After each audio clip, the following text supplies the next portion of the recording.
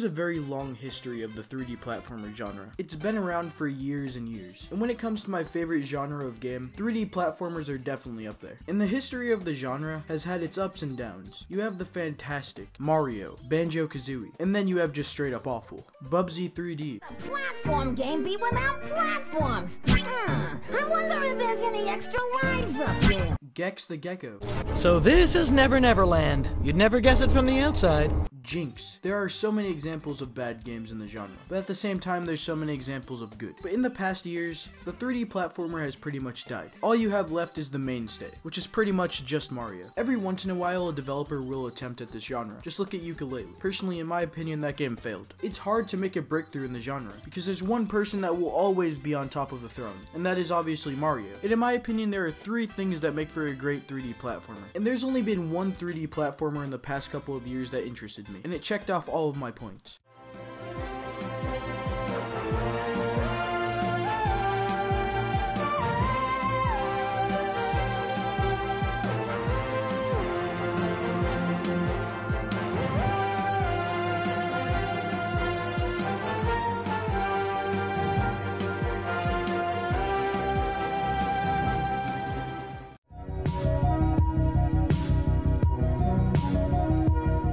Back in October of 2017, a little game came out, A Hat in Time, and this game got overshadowed by Mario Odyssey. They both came out around the same time, and no one is taking the spotlight off Mario. But back to those 3 things. You might ask, what are they? And one obviously you might think is story. But no, in a 3D platformer, story does not matter to me. But this leads us into the first point, music. I know you might see this as stupid, but music is one of the most important things in gaming to me. Now obviously emotion can be told through the story, but to me it's so much better when it's told through music. And when it comes to all the greats in the 3D platformer genre, they all have outstanding music. Mario Odyssey. All the way to the moon from this great wide wacky world. Jump with me, grab coins with me, oh yeah. It's time to jump up in the air. Banjo-Kazooie.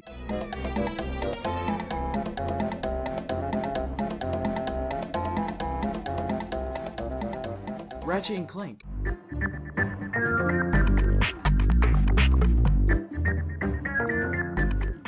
I can go on and on. The music of those games just enhance the experience so much, and they make you feel something. For example, in Hat in Time, there's happy songs.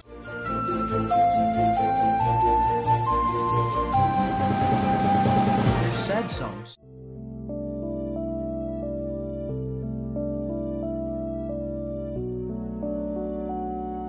There's songs that just get you pumped up.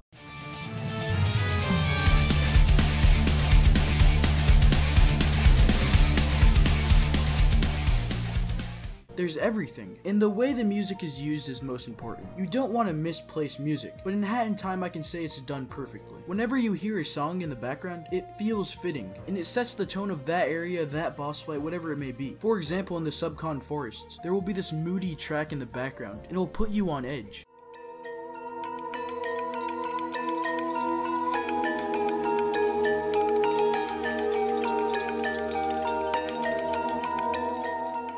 Another great example, the Train Rush mission. There will be this very enthusiastic song in the background that just keeps getting pumped up and up and up, and it makes you feel that excitement and being scared at the same time.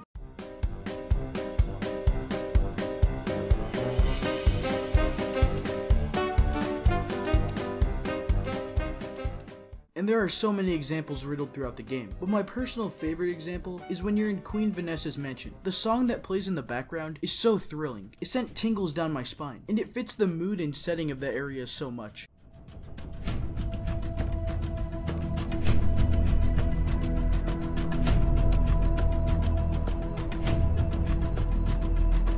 And this goes for all the other songs as well. And it's done so brilliantly. It conveys emotions that you're supposed to be feeling. And trust me, when music is bad, you will know. For example, take Quest 64. All of the music in that game is dreadful. Or then you have the even worse Red Gravity.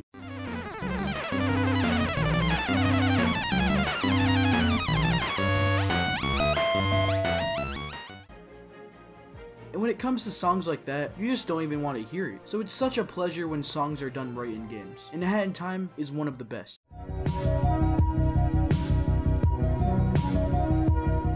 The most important part of any game is obviously the gameplay. And for 3D platformers, I have such a high standard. When you're controlling a character in these games, you want to feel in control. You want to have speed, momentum, agility. The movement just needs to feel nice. Most platformers have their own kink. Mario Odyssey, you have Cappy. Banjo-Kazooie, you have Kazooie. Mario Sunshine, you have Flood. Let's face it, if every 3D platformer was like Mario 64, the genre wouldn't have gone that far. Mario 64 is so bare bones. So if it wasn't for all these new innovations, the genre would have died already. And in my opinion, every 3D platformer needs to have finesse. The moveset needs to feel nice. If it doesn't, then you just won't want to explore. And the whole point of the genre is exactly that. You want to explore the environment. And when I say Hat in Time is one of the best, I truly mean it. It has this momentum and finesse unlike any other 3D platformer. It feels so good to move around. Obviously you have your normal jump, then you have a dash, which is obviously inspired by Mario Sunshine, but not only that, you can wall run, wall jump, and all of that just makes traversing feel so good. You also have a grappling hook that you can unlock, and when I say there's so much finesse, I mean it. Not only can you run up walls, switch to the next wall, jump off that, dive off that, cancel the dive, into another jump, and it's all just so seamless. And Hat Kid has one of the best movesets in the genre.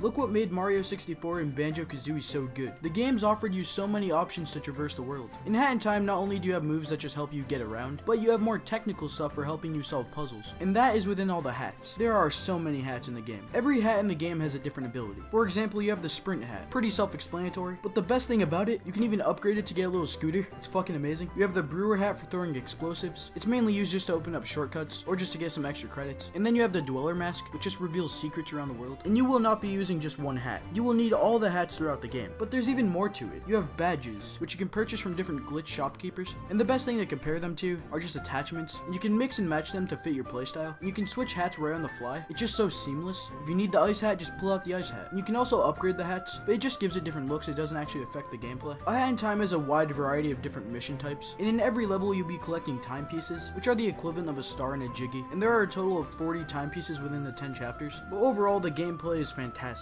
And it's amazing how a little Kickstarter game has gameplay that can compare to the king.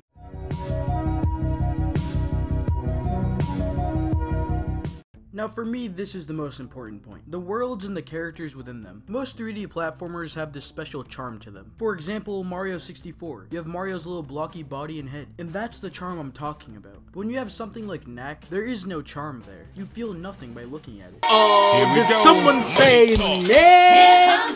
Oh, bam, baby! And that mainly comes down to just boring visuals. Just look at Mario Galaxy. The visuals are just beautiful. Same with Odyssey. All those games have a perfect vibe. And again, A Hat in Time is no exception. In the second you boot up the game, you are struck with how much character this game offers. And even the first world, Mafia Town. It is such a nice place. I might be a bit biased here. It takes a lot from Delfino Plaza, so I automatically love it. But nonetheless, the area is thriving with character. Even all the Mafia men that are around the town, you can even talk to them and learn their experience, or even sit down with one. And there are just little character moments with all the characters in the game. One of my favorites has to be Deadbird Studio. In this world, you have DJ Grooves and the Conductor. Both the Conductor and DJ Grooves have so much character. You have DJ Grooves' joyful character, or you have the narcissist, the Conductor. And in the world, you see those two personalities clash. And that leads me to one of my favorite missions in the game. You're trying to solve a murder mystery, and it's just amazing. The way you're introduced to all these different characters, and the way you get to talk to them. And in the comedy department, this game doesn't lack either. Is certainly an interesting name for a pet. Even for a pet's pet. That is genuinely one of my favorite parts of the game. But by far my favorite character is the Snatcher. This character has so much charisma. And in the game you basically sell your soul to him. And as I said, charm is so important. And throughout all the scenarios in the game, that's what makes it so charming. There are so many different situations that you'll be thrown into. Whether it be exploring a haunted mansion, helping in a movie production, starring in a parade. There's so many different things. Every situation is bursting with character. And all the characters are so iconic and memorable. I will never forget the Conductor. I will never forget DJ Grooves. And I know for a fact I will never forget the Snatcher. And all the character designs are completely unique. Just look at them, you've seen nothing like this before. And there's so much attention to detail. And again, let me harp on the charm. Hat Kid is so heavy. Just look at these idle animations. Look at her stupid face. All of it is amazing. And again, you can even play dress up with all the different hats and colors. And the voice acting is so sharp. All the performances are top notch. And I really wish we would see more voice acting in the Mario games. Because every line in Hat in Time is delivered with such charisma. Every character has their own unique voice. Don't you dare get anywhere near me. I don't think you quite understand who's in charge, little missy. Guess who else just became obsolete? That's right. You. No good, dirty picnics! You've copied our props! I would never, darling. Clearly, you're the one who took inspiration in my flashy new props. Nostalgia hour.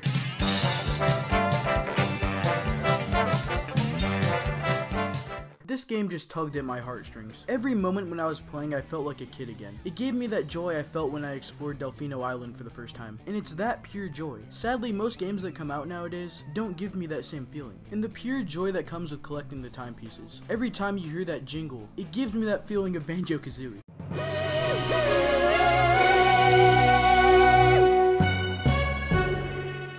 And it's fucking amazing. And even the artwork is bursting with character, and the art style of the game is beautiful as well. It has that cartoony vibe like most 3D platformers, but there's just something special about this one. And the game might look very similar to other 3D platformers, but for me it's so unique. It captures something else. It's not trying to be any other game. It's trying to be A Hat in Time. And all the boss fights are fantastic as well. And a lot of people might compare this game to Mario and Banjo, but honestly I think it's more like Sly Cooper. And you can even attack in this game with your little umbrella. It's just little stuff like that that's so charming. And throughout your playthrough, the game is constantly introducing new stuff, and all of it benefits the gameplay. And then you also have these time rifts that the game throws at you, and they're purely in the game to challenge your platforming skills. Like, trust me, these things get progressively harder, and they really test if you've mastered the mechanics or not. And when it comes to collecting, this game has a lot. There are rift tokens, yarn balls, and relics, and all of that makes you want to explore even more, and it makes that experience even better with how well thought out the world is. And when it comes to this game, it is the complete package.